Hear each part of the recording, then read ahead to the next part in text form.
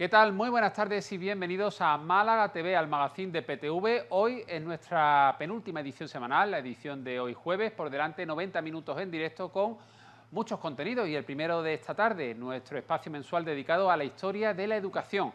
Un apartado que, como digo, nos viene cada mes aquí al magazín de PTV de la mano de nuestro buen amigo y divulgador de la historia de la educación, José Antonio Maña. Buenas tardes. Hola, buenas tardes, Diego, y a todos los espectadores. ¿Qué tal? Bienvenido al programa, a nuestra cita mensual con esto de la historia de la educación y hoy un programa además muy completito que traemos, ¿eh? Sí, hoy vamos a, como siempre, nuestros tres temas habituales. Sí. Vamos a empezar hablando de la ortografía, Muy importante. muy importante. Después hablaremos, con la ayuda de nuestro invitado de hoy, sobre una figura, yo creo que el matemático más importante, Julio Rey Pastor, y acabaremos hablando de una magnitud, el tiempo, un poco compleja. Pues el segundo tema ya lo apuntaba ahí Mañas, Rey Pastor, es importante matemático y divulgador de la matemática en nuestro país.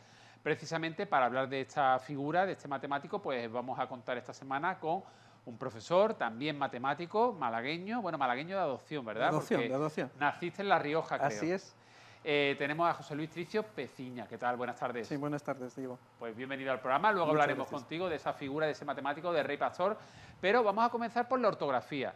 Y yo creo que todos, ¿verdad? En nuestros primeros años de enseñanza, pues teníamos ese librito donde los profesores nos iban introduciendo en la ortografía y lo importante que era aprender esas primeras nociones de ortografía para luego ir mejorando y cogiendo esas destrezas para luego no cometer esas faltas que hoy en día hay gente que incluso con estudios universitarios y tienen muchas faltas de ortografía. ¿Y esto a qué se puede deber?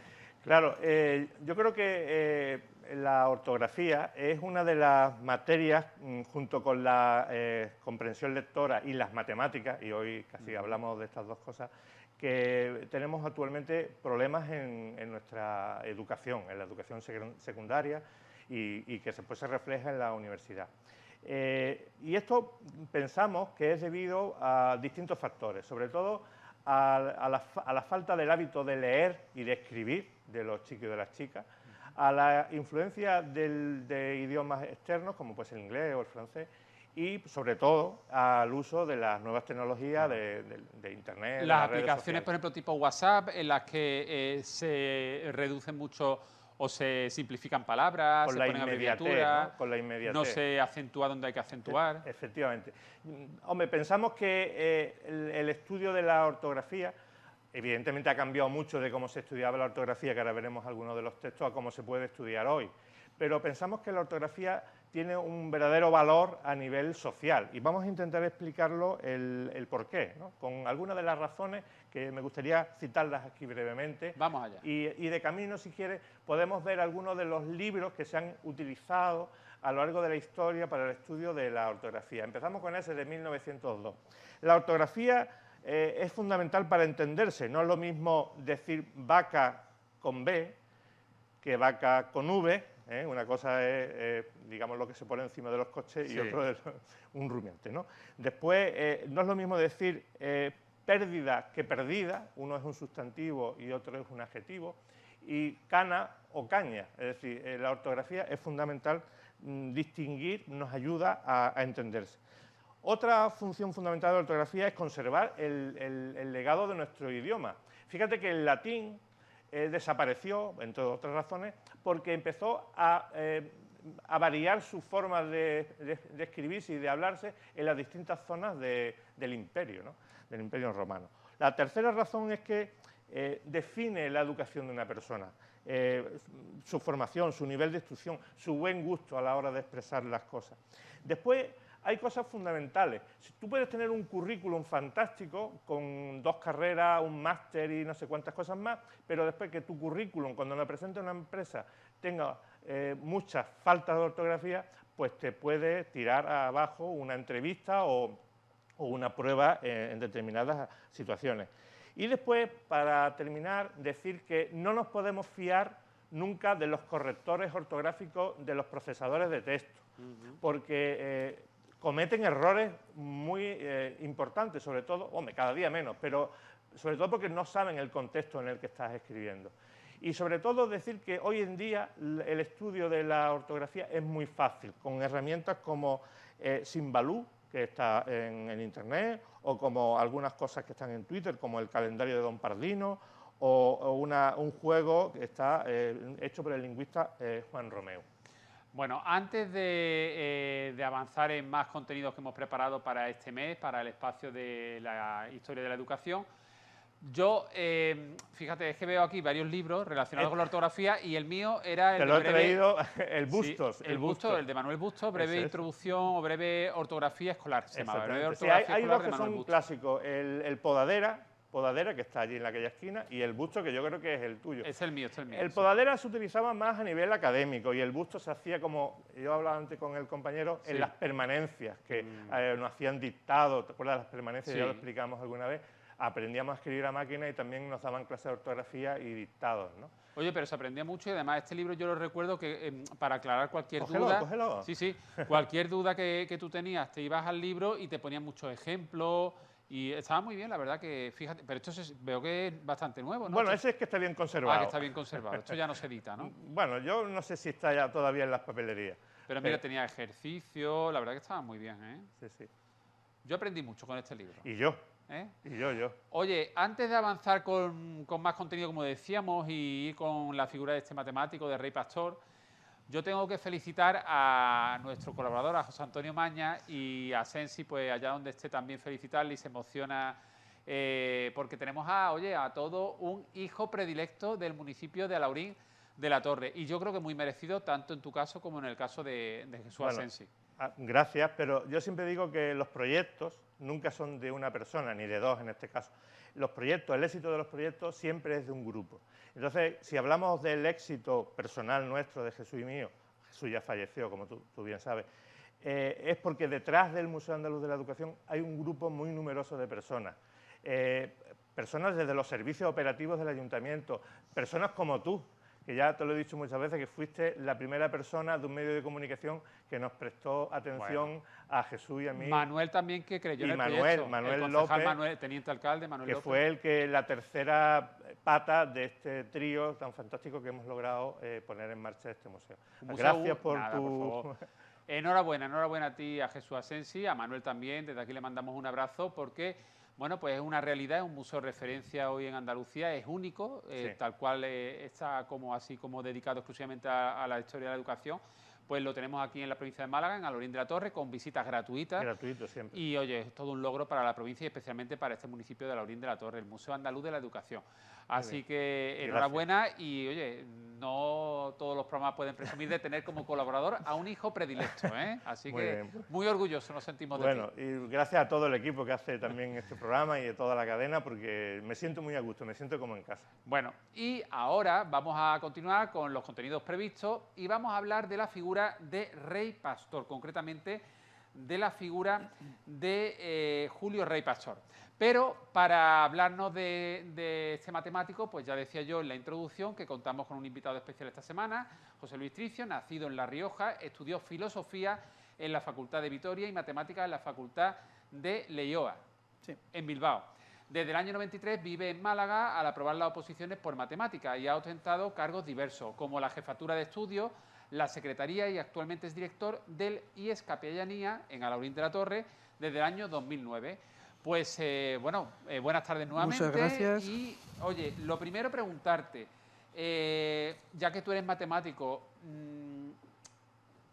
profesor también de matemáticas, matemático, ¿qué importancia tienen las matemáticas en nuestra sociedad actual y de qué manera tiene, digamos, presencia ahora mismo esa asignatura en los currículums tanto de colegios como institutos?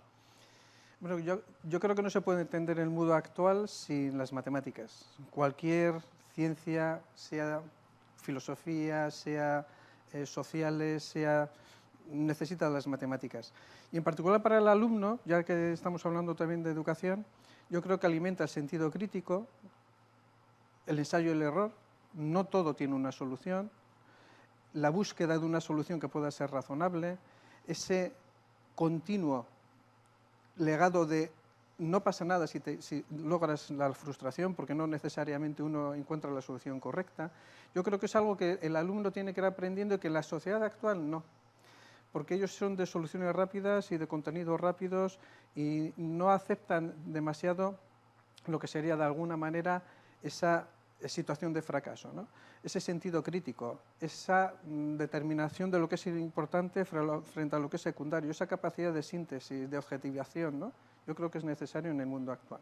Las matemáticas también aportan a quien las estudia destreza en agilidad mental, ¿no? Sí. En resolver situaciones, en resolver problemas y luego eso durante el resto de nuestras vidas lo podemos aplicar Sí. en distintas situaciones, ¿no? Yo creo que las matemáticas tienen que pasar de lo abstracto a lo concreto y de lo concreto al abstracto, Claro. ¿no?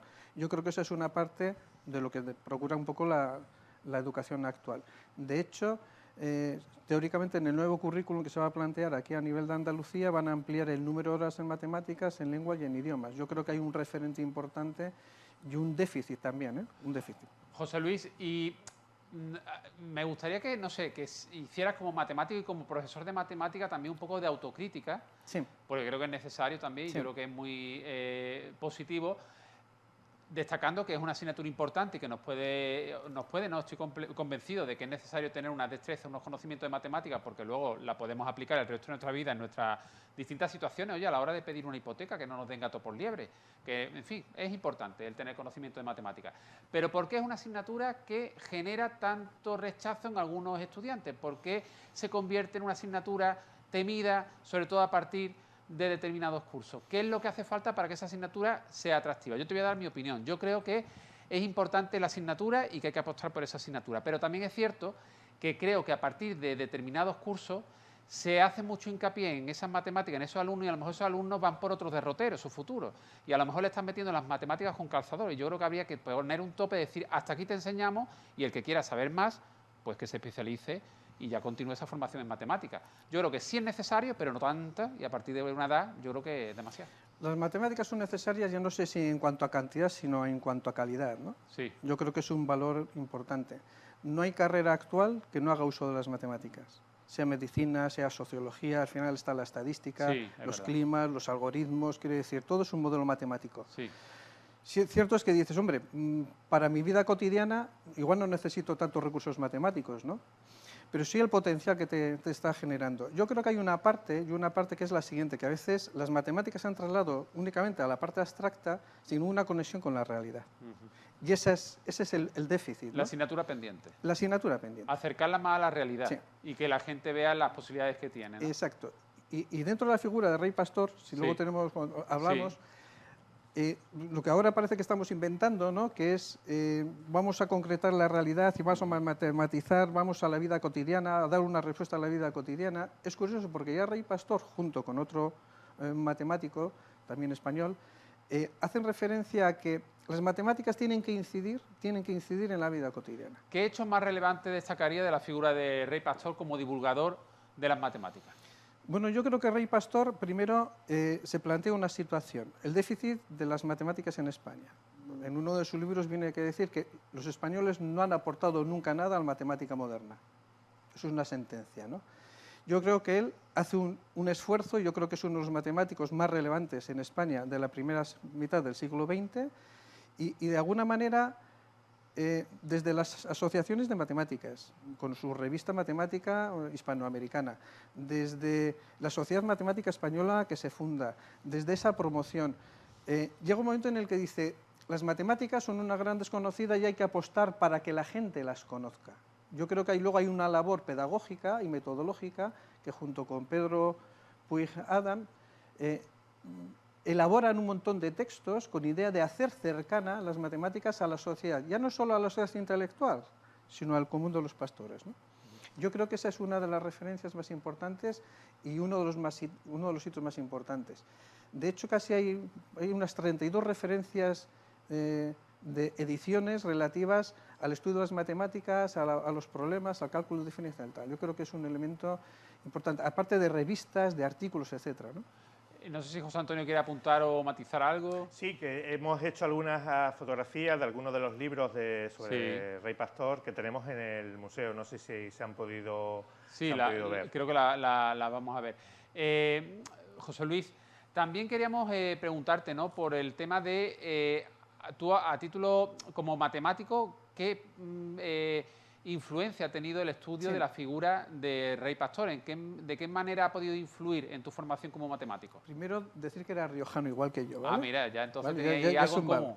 Y luego, otra cosa más, Sí. y es que su padre era malagueño. Anda, mira. Entonces, yo tengo ese vínculo casi... Hombre, es como ¿no? vidas paralelas casi, Eso ¿no? eso es. Dices, bueno, de alguna forma riojano, pero también ha tenido un vínculo por lo que a mí me supone, ¿no? Sí. Y yo sí, ¿qué te podría decir? ¿Qué influencia, no? Aparte Sí. de esa vinculación de La Sí, Rioja-Málaga, pero ese vínculo, ¿cómo ¿no? ha influido la Es que figura de en mi Rey Pastor carrera, en mi carrera de formación? matemáticas, muchas de referencias eran de Julio Rey Pastor, por una razón. Porque es un matemático que no solo se ciñe a un tema, que trabaja la geometría, es que trabaja el álgebra, análisis complejo, el álgebra, las ecuaciones algebraicas, las series infinitas. Es decir, que el bagaje de su formación es enorme, es decir, no está solo vinculado. Entonces, a lo largo de la carrera, donde uno va estudiando todo ese tipo de materias y de asignaturas, él es un referente. Cierto es que igual el lenguaje es un poco más desfasado de lo que uno estaría más habituado, pero realmente es un referente en todas y en cada una de las materias que uno pueda ver, ¿no? Oye, José Luis, y ahora que se acercan, por ejemplo, las elecciones, ¿no? En mayo, las elecciones municipales, pues Sí. creo que lo apuntabas tú hace poquitos minutos, que las matemáticas también se aplican al tema de encuestas, sondeos. Sí. Todo esto es necesario. Sí, de hecho yo creo que es una de las cosas que nosotros en el instituto hacemos, ¿no? Sí. Y es buscar a veces esas referencias actuales donde uno puede decir, bueno, pues vamos a hacer un sondeo, vamos a ver exactamente qué es lo que sucede. Y luego ver, claro, porque es un tema de probabilidad, ¿no? Sí. Y de estadística. Es decir, cuáles son los aciertos, cuál es el error que se puede cometer en cada una de estas, ¿no? Y es una forma de acceder al alumnado a una realidad. Sí es cierto que los alumnos muchas veces viven ajenos a la vida política, ¿eh? Que a veces nosotros queremos llevarles algunos temas que no son sus pasiones. Sí. Sus pasiones a veces son otras. Pero sí es cierto que hay que ir incorporándoles, pues yo creo que en este sentido democrático y de pertenencia a una sociedad que de alguna forma, sin querer, está matematizada, ¿eh? Tema de porcentaje, Correcto. tema de... bueno, al final es que las matemáticas están presentes en nuestro Sí. día a día. Una de las actividades que nosotros hacemos mucho, pues el tema de las rebajas. Claro. Vete al Carrefour, el 3x1, el 3x2, todo ese tipo de cosas, el descuento, son cosas que están ahí, ¿no? Pero eso es lo más habitual, ya, claro, pero las matemáticas no solo se quedan en esa realidad tan próxima, también llega uno un poquito más allá, a la abstracción, ¿no? Y esa parte abstracta donde, gracias a las matemáticas, pues el que es ingeniero, el otro que es físico, el otro que tal... Pues ¿Y la pueden figura hacer. de Julio Rey Pastor tuvo también su repercusión, su estudio, su aportación a la matemática, tuvo también su repercusión a nivel internacional o se quedó Sí. solo por aquí, por España? Pues, él tuvo la suerte, bueno, pues de ser una persona realmente extraordinaria que obtuvo muchas becas y gracias a eso pudo de alguna forma formalizar sus estudios. Un referente es Alemania. Entre el 2011 y 2013 tiene dos momentos en los que se incorpora a Alemania y ahí de alguna forma descubre una nueva matemática que no se estaba dando en España. ¿De acuerdo? Eso le trajo algún enfrentamiento con algún compañero de Madrid, sobre todo Eduardo Torroja, que era de la geometría, pero luego tiene una proyección en Argentina. Entre el 17 y luego en el 21 se va a Argentina y luego permanece en Argentina durante mucho tiempo porque se casa en Argentina.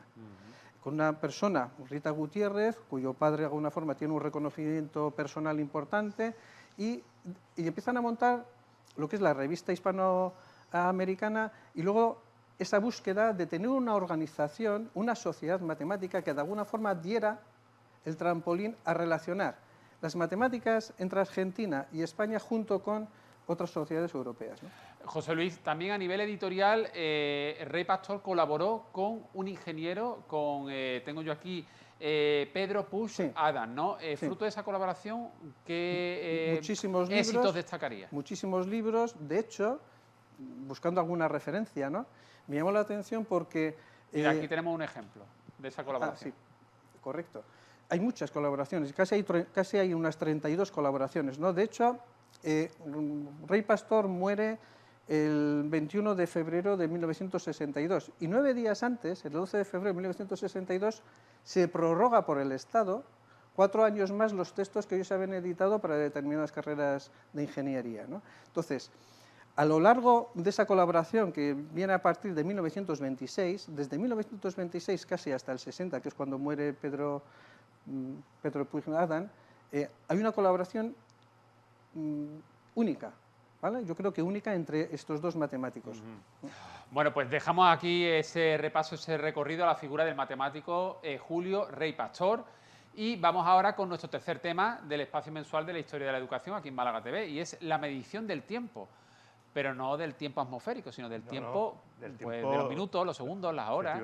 Fíjate qué cosa tan sencilla y qué cosa tan compleja, porque medir el tiempo parece una cosa obvia, intuitiva, pero sin embargo cuando le preguntaron a Albert Einstein que definiera el tiempo, él dijo, para no meterse en lío, lo que mide el reloj. Fíjate que no se quiso... Dice, voy a quedarme corto, voy a ser prudente. Efectivamente.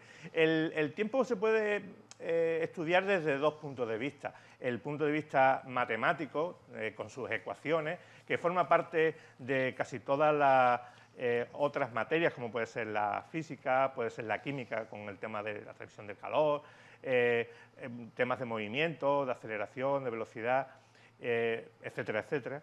Pero también se puede ver desde el punto de vista, desde el plano personal. Y nosotros entendemos el tiempo como el paso de momentos uno detrás de otro, dejando atrás los que forman parte del pasado y estamos expectantes a lo que nos va a esperar en el futuro. Pues fíjate, José Antonio, que tenemos unas imágenes que han sido grabadas en el mismo Museo Andaluz de la Educación, allí en Alhaurín de la Torre, con distintos relojes y instrumentos que también han servido o continúan sirviendo para medir el tiempo. Sí, el más antiguo de todos, el primer reloj con el que se medía este tiempo, fue el reloj de sol, que creo que has buscado una imagen. Tenemos por ahí un reloj de sol, sí, varios relojes de sol. Varios relojes de sol. Sí. De hecho, tenemos uno fantástico en el Paseo Marítimo de Huelin, que muy cerca de Diputación. Muy cerca de Diputación, sí. Que es un reloj azimutal y que, digamos, que uno mismo proyecta la sombra sobre esa elipse y marca la hora tanto en verano como en invierno.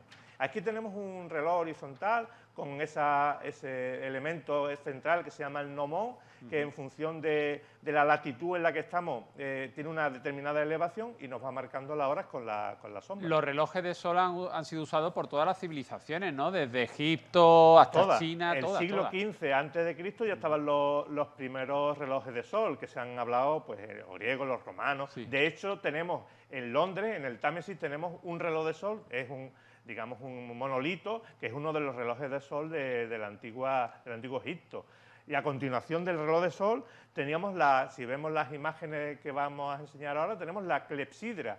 Claro, el reloj de sol se usaba de día, con sol, pero de noche, ¿cómo medían el tiempo? Entonces teníamos dos elementos. La clepsidra, que es una vasija de barro, con un orificio y con marcas en el interior, entonces se dejaba caer el chorrito de agua y en función de lo que bajaba el nivel de líquido dentro de la vasija, pues cada bajada, cada nivel, pues era una hora. Hay que ver lo que aprendemos contigo, porque yo esto lo veo así y digo, esto es un tío, esto va por una maceta. También, de barro. Bueno, y de la clepsidra. Sí, después tenemos la vela, otra forma de hecho se utiliza todavía en la iglesia, la vela, por una serie de marcas que acabamos de verlo, y en función de cómo iba consumiendo la vela, pues teníamos las horas que iba... El reloj de arena, el reloj de arena, que hemos tenido algunos, ahí tenemos distintos. Fijaros, el reloj de arena se sigue utilizando. En los juegos.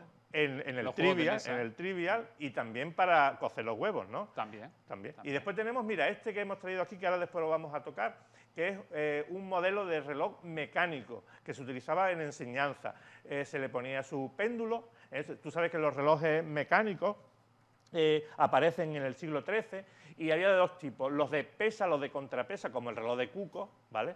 Y los de, digamos, de péndulos, que fue inventado o pensado por Galileo Galilei en el siglo XVII, en la Catedral de Pisa, que vio balancearse, ahí tenemos un reloj de péndulo, que había que darle cuerda, tiene un resorte interior y el péndulo empieza a marcar el ritmo del tiempo. Este reloj fue muy parecido al que fabricó Christian Huygens en el año 1657. En el museo tenemos tres, uno de ellos es este.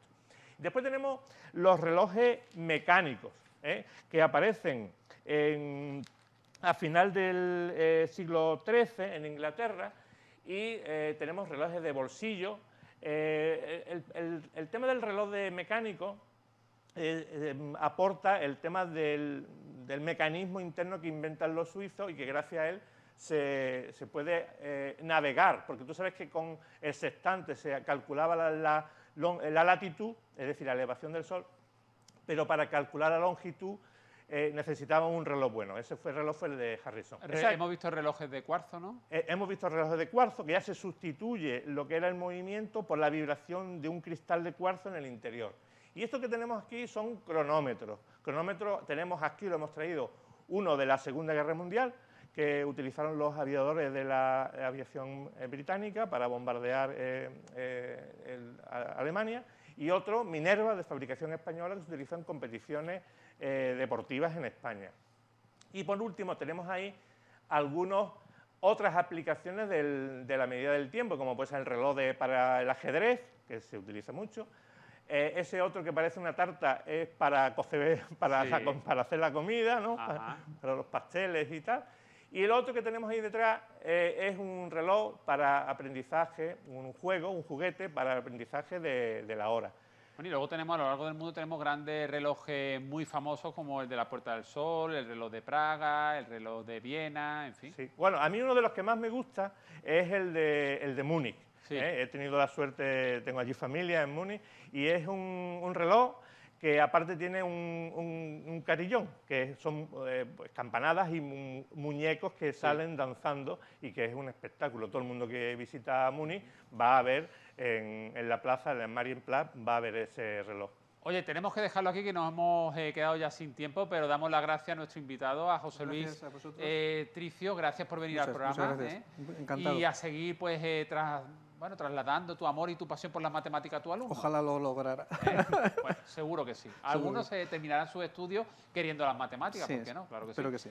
Y José Antonio Maña, nos vemos ya en el mes de marzo, ¿vale? Sí, sí, encantado. Yo decir que las matemáticas es como una herramienta que metes en tu caja de herramientas, y que alguna vez en tu vida vas a tener que sacarla sí o sí. Claro que sí. Y bueno, pues encantado de estar de nuevo contigo cuando... Y lo que aprendemos aquí en este espacio, yo ya no se me olvida lo del reloj clepsidra. Clepsidra, sí. Clepsidra. Que parece una maceta. Sí, sí, el que parece una maceta, que viene de Egipto, ¿no? Sí, sí, sí, sí. Aunque se utilizó también en otras muchas civilizaciones, en Roma. Clepsidra. Yo voy a poner una maceta y le voy a poner un agujerito y ya tengo un reloj egipcio. Por la noche. Bueno, gracias a los dos.